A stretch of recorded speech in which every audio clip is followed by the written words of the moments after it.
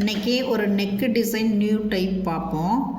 அது வந்து எப்படி வரைகிறதுன்றது பார்க்கலாம். முதல்ல நமக்கு அது அளவெடுக்கிற முறையெல்லாம் சொல்லித்தரேன் பாருங்கள். இப்போ நம்ம வந்து பேக் நெக்குன்றதுனால நம்ம பேக் மட்டும் நான் எடுத்து வச்சுருக்கேன். பேக் நெக் மட்டும் எப்படி வரைகிறதுன்னு சொல்லித்தரேன் பாருங்கள்.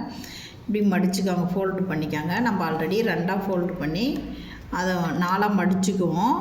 இப்போ நம்ம பேக் நெக் வந்து இங்கே 2 சென்டிமீட்டர் சுற்றளவு, உயரம் 3 சென்டிமீட்டர் போட் நெக்கு எடுக்கிற மாதிரி எடுத்து மார்க் பண்ணிக்கோங்க, பாக்ஸ் பண்ணிக்கோங்க. இதுக்கு கீழே நமக்கு டிசைன் பண்ண போகிறோம். அதுக்கு அங்கே வந்து இங்கே 1 சென்டிமீட்டர் விட்டுருங்க.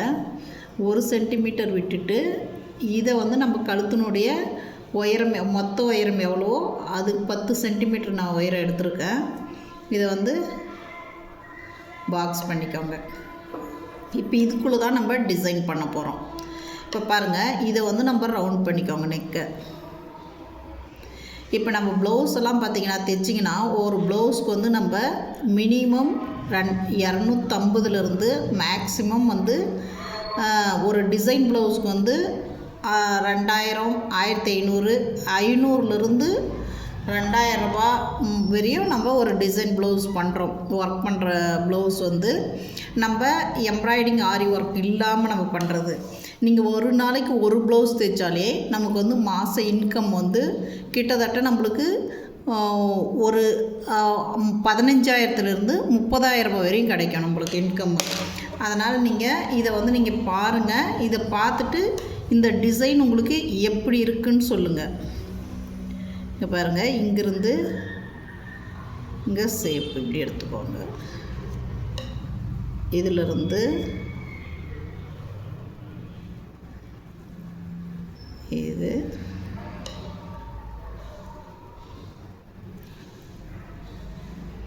நம்ம இதுக்குள்ளவே முடிக்கணும். அதனால் இதுக்கான ஷேப்பை இப்படி எடுத்துக்கோங்க. இது வந்து நெக்கு டிசைனு, பேக் நெக்கு இது மாதிரி இருக்கணும். நீங்கள் வந்து டிசைன் ப்ளவுஸ் பண்ணிங்கன்னா உங்களுக்கு உழைப்பு கம்மி, நம்மளுக்கு இன்கம்மு அதிகம் இருக்கும். நம்ம வந்து பார்த்திங்கன்னா நல்ல பெரிய பெரிய ஏ கிரேடு ஆஃபீஸர்ஸ் வாங்குகிற சேலரியை விட நம்ம அதிகம் வாங்கலாம். நீங்கள் வந்து கொஞ்சம் டிஃப்ரெண்ட்டாக வித்தியாசமாக யோசிக்கணும். நீங்கள் ஒரு ப்ளவுஸ் தைக்க உங்களுக்கு குறைஞ்சபட்ச டைம் வந்து ஒரு 20 நிமிஷம் தாங்க எடுக்கும். நம்ம 20 நிமிஷத்தில் ஒரு ப்ளவுஸ் நம்மளால் தைக்க முடியும். நீங்கள் வந்து அதிகபட்ச டைமு ஒரு அரை மணி நேரம் இல்லை 1 மணி நேரம் கூட எடுத்துக்கோங்க.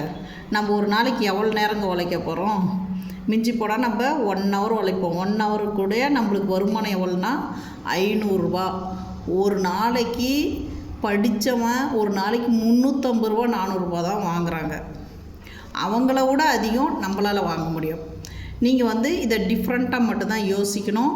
நீங்கள் வந்து ஐடி, ஜேஇ இது மாதிரி என்ஜினியரிங் இந்த மாதிரி படிச்சுட்டு டீச்சர் ட்ரைனிங் இந்த மாதிரியெல்லாம் படிச்சுட்டு வாங்க முடியாத சேலரியை நம்ம இதில் வாங்க முடியும் நம்மளால். அதுவும் நம்ம எத்தனை மணி நேரம் உழைக்க போகிறோம்? இன்னொருத்தங்க கிட்ட வேலைக்கு போனால் நம்ம 8 மணி நேரம், குறைஞ்சபட்சம் 8 மணி நேரம், அதிகபட்சம் 10 மணி நேரம், 12 மணி நேரம் இன்னொரு கம்பெனிக்கு நம்ம உழைக்கிறோம்.